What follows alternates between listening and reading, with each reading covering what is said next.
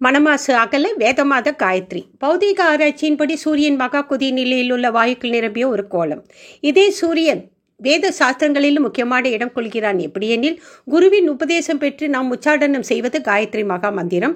24 அட்சரங்களை கொண்ட இந்த மந்திரத்தின் பொருள் புத்தியை ஒளிமிக்கதாக தூண்டும். இந்த உலகினை காக்கும் சக்தியை தருகின்ற சூரிய பகவானை உன்னை தியானிக்கின்றோம் என்பதாகும்.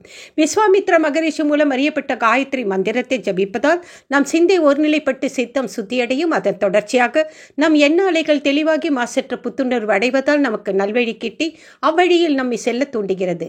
காயத்ரி என்பதற்கு தன்னை ஜெயிப்பவனை காப்பவள் என்று பொருள்.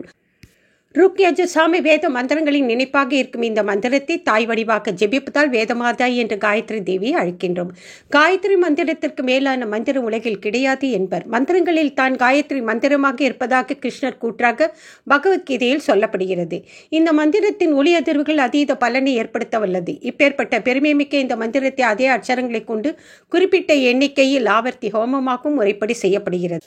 முன்ஜென்ம பாவங்கள், பித்ருதோஷம் நிவர்த்தி, ஆன்மீகத்தின் கண்மனம் செல்லுதல், எடுத்த காரியங்களில் வெற்றி போன்றவை ஹோம பலன்களாக கூறப்படுகிறது.